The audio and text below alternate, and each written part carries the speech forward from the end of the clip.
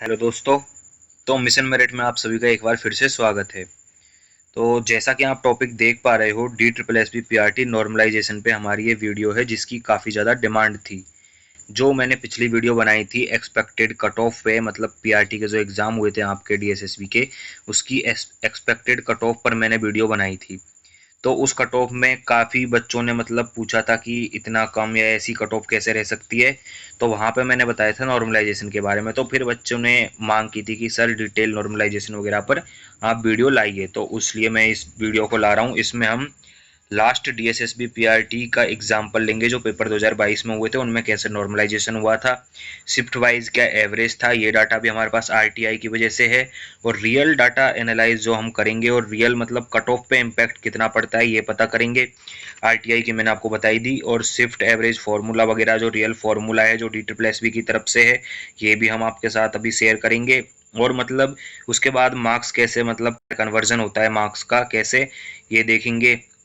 उसके अलावा इम्पैक्ट कितना पड़ता है आपके रिजल्ट पे, आपके मार्क्स पे कितना। और जैसा कि मैंने पिछली बार बताया था कि लगभग लगभग 60 नंबर के आसपास नॉर्मलाइजेशन में मिला था, तो वो चीज़ भी मैं आपको प्रूफ करके दिखाऊंगा कि कैसे 60 नंबर के आसपास नॉर्मलाइजेशन मिल सकता है। और आप बिलीव कीजिए कि इससे बेटर आपको पूरे यूट्यूब पे कोई नॉर्मलाइजेशन नहीं समझाने वाला, और इतना डिटेल में कोई नहीं लाने वाला। तो चलिए शुरू करते हैं हम अब वीडियो अपनी। तो ये आप देखिए, सबसे पहले हम इधर लेके आए हैं अपनी शिफ्ट के एवरेज, आरटीआई के बेस पे जो एवरेज थे हमारे उनको हम यहाँ पे लेके आए हैं। तो ये सबसे पहले जो आपको एवरेज और मल्टीपल फैक्टर ये रहा, शिफ्ट स्टैंडर्ड ये रहा, और शिफ्ट एवरेज ये रहा कि ये एवरेज कितना रहा था आपकी शिफ्ट का। ये है हमारे पास पार्ट ए, आप ऊपर देख सकते हैं पार्ट ए। और जो डीओई वाली वैकेंसी थी लास्ट टाइम 2022 में जिनके पेपर थे, डीओई वाली वैकेंसी जिनका मतलब एडवर्टीजमेंट निकला था 2021 में, 42/21 वाला जो निकला था। तो इसमें ये जो एवरेज हैं आप सारे देख सकते हो। अब मैं एक एक डाटा को आपको बताऊंगा नहीं, समझाऊंगा नहीं उठा के कि इसका ये इसका वो ये सब आप देख सकते हो। मैं मेन चीज़ बता देता हूँ। सबसे बेसिक शिफ्ट थी 45 वाली जो ईजीएस्ट थी, मतलब सबसे ज़्यादा एवरेज इसका था। और इसके बाद में सबसे लोएस्ट जिसका एवरेज था वो 34 वाली थी जो 29 मार्च शिफ्ट थर्ड थी। और इसका सबसे लोएस्ट एवरेज था, और ये मतलब इसी के आसपास वाली ये थी एक सेकंड नंबर वाली, जिसको भी आप कह सकते हो, जो कि बेस शिफ्ट थी। इसको बेस माना गया था क्योंकि मल्टीपल फैक्टर एक इसी के अंदर है। तो इस तरीके से मैं अब आपको और भी, मतलब अब ये पार्ट ए का था, आपको पार्ट बी का बताऊंगा, तो सब में उतना डिटेल में नहीं हो, आप उसे देख सकते हो, बस इतना मैं आपको डिटेल में नहीं बताऊंगा। अब ये देखिए, जैसा कि आप सभी को दिख रहा है ये पार्ट बी का है, ये उसी वाले पोस्ट कोड का है, और ये भी डीओई का ही है, बट ये पार्ट बी का है। और अलग अलग मैं आपको क्यों बता रहा हूँ, आपको पता होगा कि पार्ट ए पार्ट बी दोनों का नॉर्मलाइजेशन अलग अलग होता है। तो इसमें मैं आपको डायरेक्ट बता देता हूँ, ये मल्टीपल फैक्टर जो बेसिक शिफ्ट जो एक वाली है वो थी 27 मार्च शिफ्ट फर्स्ट, जिसका एवरेज 57 नंबर था। ओके। अब ये डाटा आप याद रखना, क्योंकि ये हमें जब आपको दिखाऊंगा कि कैसे 60 मार्क्स तक नॉर्मलाइजेशन में मिलता है तो उस टाइम पे इसे हम यूज़ करेंगे। और जो सबसे हार्ड शिफ्ट यहाँ पे जो थी ये थी 29 मार्च और शिफ्ट थर्ड, जिसमें सिर्फ 23 एवरेज था पार्ट बी में। पेडागोजी के आपके एजुकेशन वाले सब्जेक्ट में सिर्फ 23 एवरेज था। अब सोचो 23 और 57 जो मैंने आपको बताया था लास्ट वीडियो में, ये रहा वो डिफरेंस। अब और आगे चलिए। तो उसी टाइम पे आप सभी को पता होगा एनडीएमसी के भी पेपर हुए थे, तो उसका भी 47/21 जो ये पोस्ट कोड है ये था। अब ये वापस पार्ट वन का है नॉर्मलाइजेशन, और ये सब जो है मतलब शिफ्ट एवरेज वगैरह, तो ये आप इसमें भी देख लीजिए। ये पार्ट वन के ये शिफ्ट एवरेज है, और ये स्टैंडर्ड है, मतलब कितनी आर थी कितना क्या था। और ये कम पेपर इनके इनके कम शिफ्ट में हो गया था, कहने का मतलब ये है। अब इसका अगला चलिए। तो ये आप देखेंगे पार्ट वी का है, ये वही एनडीएमसी वाले का, और यही वही 47/21 वाले पोस्ट कोड है। इनके पेपर उसी टाइम थे। तो ये पार्ट वी का आपका नॉर्मलाइजेशन, मतलब नॉर्मलाइजेशन तो नहीं कह सकते इसे, शिफ्ट एवरेज जो था ये रहा। और शिफ्ट स्टैंडर्ड हार्ड कितनी थी कितनी क्या थी वो सब ये मतलब कैलकुलेट होते हैं ये सब चीज़ें। अब इसके बाद जो मेन चीज़ है वो ये है कि डीएसएसबी नॉर्मलाइजेशन फॉर्मूला, यानी डीएसएसबी इस फॉर्मूले से हमें नॉर्मलाइज करती है, हमारे मार्क्सों को नॉर्मलाइज करती है। और ये फॉर्मूला है डी ट्रिपल एस बी का, जिससे मार्क्स नॉर्मलाइज किए जाते हैं आपके, उसके बाद ही ईडोजियर का रिजल्ट आता है वो। क्योंकि ईडोजर का रिजल्ट आप सभी को पता होगा, वो उसमें जो मार्क्स दिखाते हैं वो नॉर्मलाइज्ड मार्क्स होते हैं, और रॉ मार्क्स आपको कभी पता ही नहीं चलते अपने, डायरेक्ट वो नॉर्मलाइजेशन का स्कोर आपके सामने आता है। तो ये डिस्क्रिप्शन आप इसका पढ़ सकते हैं कि किस साइन का क्या मतलब है। इतना डिटेल में मैं जाऊँगा फालतू में वीडियो लंबी खिंचेगी, आपका भी टाइम वेस्ट होगा। तो अब आगे चलते हैं हम डायरेक्ट। अब ये हमारा सबसे मेन पॉइंट यहाँ पे आके खड़ा होता है कि मतलब कैसे मार्क्स बढ़ते हैं। ये आपको देख रखे हो आप यहाँ पे बेनिफिट, तो अभी हम डिटेल में थोड़ा बताएंगे, ज़रा आप इंतज़ार करें। तो इसमें क्या है, स्टूडेंट हम दो तरीके के स्टूडेंट ले रहे हैं। और एग्जाम्पल के लिए मान के चलो कि जो स्टूडेंट फर्स्ट है, स्टूडेंट फर्स्ट ने ईजीएस्ट शिफ्ट जो हमने अभी पिछले में डिस्कस की थी, ईजीएस्ट शिफ्ट वो है 27 मार्च शिफ्ट फर्स्ट। तो एक बच्चा 27 मार्च को पेपर दे के आता है, और एक बच्चा वही हार्ड वाली शिफ्ट थी 29 मार्च शिफ्ट थर्ड, उसमें पेपर दे के आता है। अब क्या है, दोनों ने अपना रॉ मार्क्स जो स्कोर किया है, रॉ स्कोर जो आया है दोनों का, पार्ट ए का इसका भी 65 है और इसका भी 65 पार्ट बी का, और सेम ही इसका है, और दोनों का टोटल 130 हुआ है। अब हम इसमें नॉर्मलाइजेशन अप्लाई करते हैं। तो उस फॉर्मूले के थ्रू हमने ये अप्लाई किया है, आपको मैंने फॉर्मूला वगैरह सब दे दिया है, आप उससे कैलकुलेट करके निकाल सकते हो। अब मैं यहाँ पे आपको कैलकुलेटर लेके या फिर आपको मल्टीप्लाई करके कराने वाला तो हूँ नहीं। तो आप सीधा सीधा देखिए कि पार्ट ए में इस दिन 27 मार्च के दिन पार्ट ए में 45.56 का एवरेज था। ये चीज़ मैं आपको दिखा चुका हूँ एक बार, और अभी जल्दी में दिखा देता हूँ। तो ये देखिए पार्ट ए में, पार्ट बी है, ये देखा पार्ट ए। तो पार्ट ए में आप यहाँ जल्दी से देख लीजिए, जो मतलब 27 मार्च वाली ये शिफ्ट का 45 है, तो ये 45 वाली थी, और इसी में हार्ड जो है सबसे हार्ड 34 का है।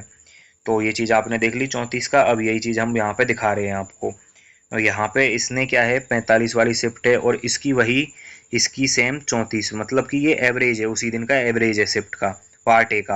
और ये पार्ट बी का 57 है, जो कि मैंने आपको बताया था ईजीएस्ट वाली शिफ्ट 57 की थी। और ये 23.90 जो सबसे मतलब हार्ड शिफ्ट थी, इसमें लिखा भी है मच लोअर एवरेज, मतलब ये बहुत कम एवरेज है, 100 मार्क्स का एवरेज है ये, क्योंकि पार्ट बी भी आपका 100 मार्क्स का होता है। तो अब यहाँ पे आप देख रहे हो कि इस बच्चे ने भी 65 किया, 65 किया। अब जब हम इसको नॉर्मलाइज स्कोर को कैलकुलेट करते हैं तो इसका तो 65.48 आता है, और थोड़ा सा बढ़ता है, मतलब ये रहा। और इसके अलावा 65 का 65 भी पार्ट बी में रह जाता है। तो इसमें कितना इंपैक्ट पड़ता है, बिल्कुल नहीं, क्योंकि ये ईजीएस्ट शिफ्ट थी। इसको आप कह सकते हो ये बेस शिफ्ट थी, क्योंकि डीएसएसबी जब नॉर्मलाइज करता है तो बेस बोलता है, शिफ्ट जो ईजी वाली होती है, तो ये बेस शिफ्ट थी। तो इसमें इसका बिल्कुल 0.48 का फर्क पड़ा है। अब आ जाती है हार्ड शिफ्ट में। तो हार्ड शिफ्ट में ये जो 34 नंबर थे, ये 34 नंबर ही 45 नंबर के जितना हो जाता है। अगर कोई बच्चा 34 लाता है तो वो डायरेक्ट 45 में काउंट होता है, और उसके ऊपर ये तो 65 ला रखा है एक्स्ट्रा, तो उसके ऊपर मल्टीपल फैक्टर काउंट होता है। अब मल्टीपल फैक्टर और ये सब चीज़ करके जो उस फॉर्मूले से ये जो निकाला गया है वो डाटा ये रहा। इसके 78 तो हो जाते हैं पार्ट ए में, और जो 23 है ये बढ़कर हो जाते हैं 112। अब आप सबसे बड़ी चीज़ तो आप ये सोचोगे 112 100 नंबर का पेपर और 112 नॉर्मलाइजेशन, हाँ हो सकता है 112, क्योंकि नॉर्मलाइजेशन में नंबर 100 से आउट ऑफ से भी ज़्यादा जा सकते हैं। तो ऑल ओवर अब इसका जो हम अगर स्कोर निकालेंगे तो ऑल ओवर 191 स्कोर आ रहा है इसका। और ये सीधा सीधा बात है, कहाँ 130 था, कहाँ 191 हो गया है एक बच्चे का। उसी बच्चे का मतलब सेम बच्चा अगर इस शिफ्ट में बैठ के इतना स्कोर कर रहा है तो 130 पर अटकता है, इस शिफ्ट में बैठ के इतना स्कोर कर रहा है तो 191 जा रहा है। तो आप मतलब यहाँ से डायरेक्ट समझ आ रहा है कि नॉर्मलाइजेशन डायरेक्ट 60-61 नंबर का उसे नॉर्मलाइजेशन मिला है। तो मतलब जो मैंने आपको लास्ट टाइम बच्चों को बताया था डाउट क्लियर करने के लिए कि 60-60 70-70 नंबर के मतलब नॉर्मलाइजेशन मिले थे, तो वही चीज़ में आप बच्चे बोल रहे थे सर इतना कैसे हो सकता है, तो वही आप सबके सामने मैं डिस्कस करने, आप सभी को समझाने के लिए आया हूँ। तो अब मैं अब इसके अलावा तो और ज़्यादा आपको कैसे समझाऊँ, आप उस फॉर्मूले से कैलकुलेट कर लेना। आपके सामने मैंने आपको पूरा डाटा दे दिया है, ये जो शिफ्ट का है स्क्रीनशॉट लेके आपको जैसे कैलकुलेट करना है जैसे आप कर सकते हो, ये पूरा डाटा आपके पास दे रखा है।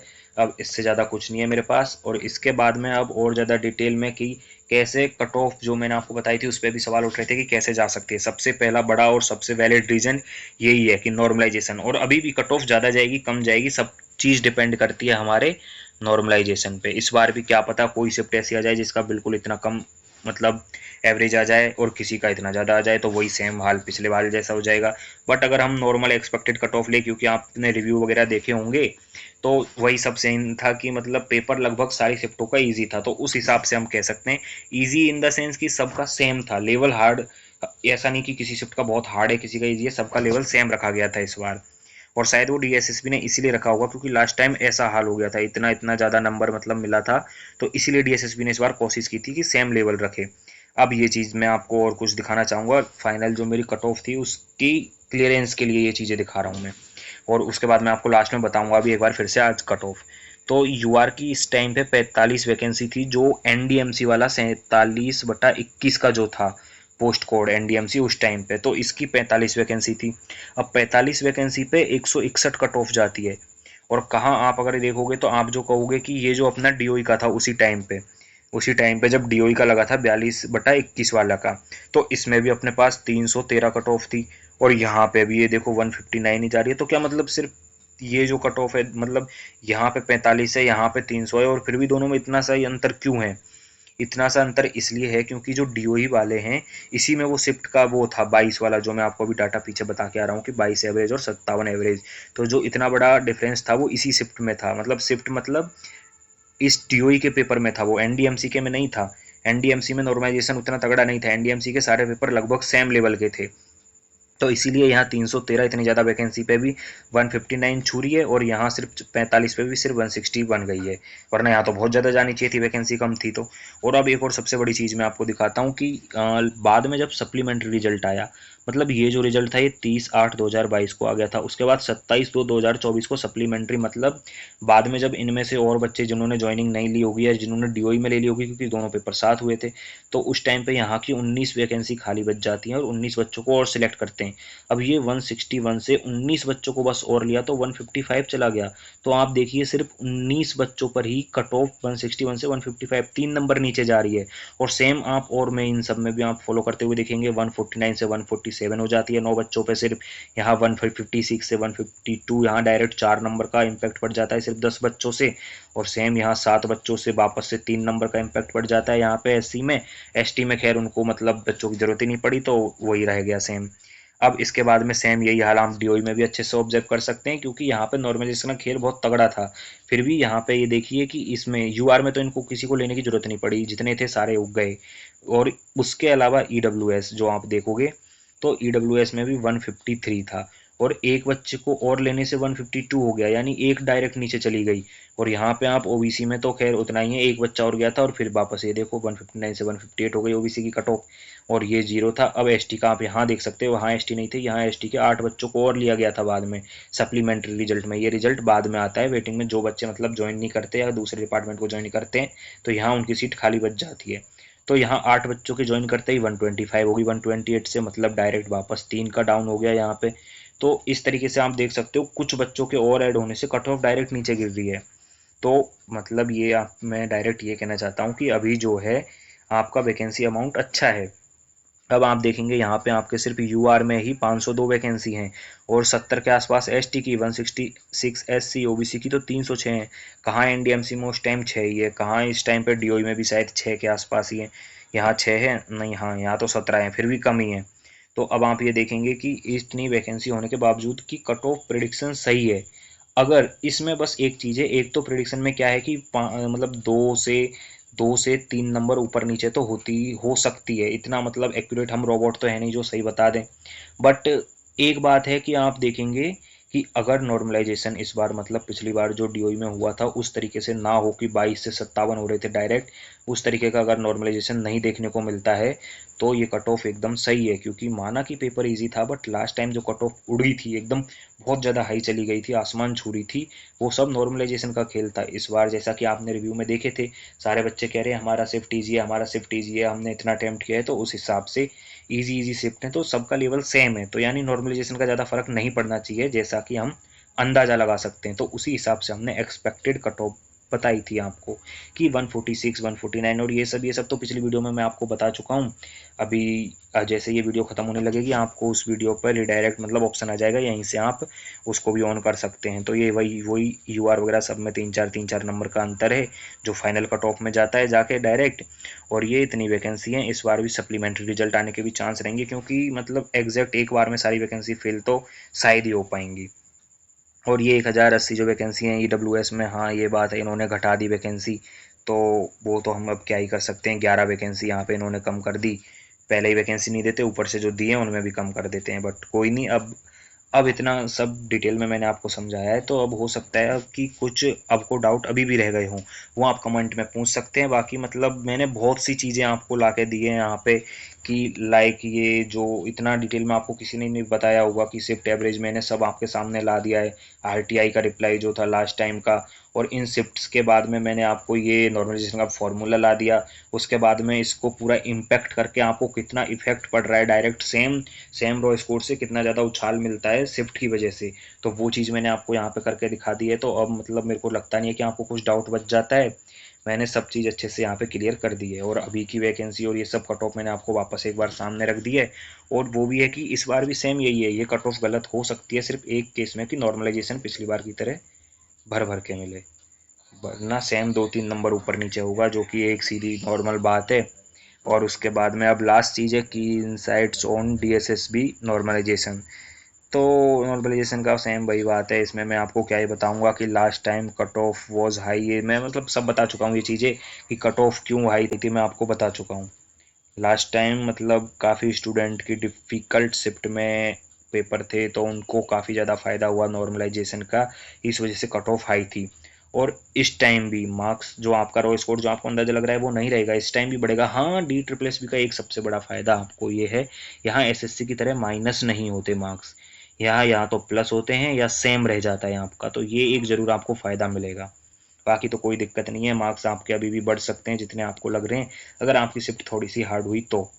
और वॉट रियली मार्क्स मैटर, ये सब आप अब पढ़ चुके हो, ये पढ़ सकते हो इतना कि it not just your marks, it how you perform compare to your shift, मतलब कैसे आप सिर्फ आपके मार्क्स पर डिपेंड नहीं करता, आप अपनी शिफ्ट में कहाँ खड़े होते हो, कहाँ मतलब करते हो और कहाँ कितना परफॉर्मेंस करते हो, उस चीज़ पे ये चीज़ें डिपेंड करती हैं कि आपका मार्क्स कितना ऊपर उछलेगा कितना नीचे रहेगा। ओके, बट लास्ट में आपको इतना ही कहना चाहूँगा कि सेफ रहिए, पॉजिटिव रहिए, और मतलब आपके मार्क्स बढ़ सकते हैं नॉर्मलाइजेशन के बाद, जितना आपको अंदाज़ा लग रहा है उससे काफ़ी ज़्यादा, अगर नॉर्मलाइजेशन ज़्यादा तगड़ा हुआ तो। उसके अलावा सेम वही, thank you for visiting mission merit, आप सभी ऐसे ही प्यार बनाते रहिए। और अगर आपको ये इन्फॉर्मेशन अच्छी लगी हो तो आप सब्सक्राइब कर सकते हैं, वैसे मैंने इसमें काफ़ी मेहनत की है इस डाटा को ढूंढने में। बाकी बहुत बहुत धन्यवाद आप सभी का, आप एक अच्छी कम्युनिटी हमारे साथ बिल्ड कर रहे हैं। तो थैंक यू, इतने पे हम ख़त्म करते हैं, बाकी मिलते हैं नेक्स्ट वीडियो में आपसे। आप बता सकते हो आपको और क्या चीज़ें जाननी है।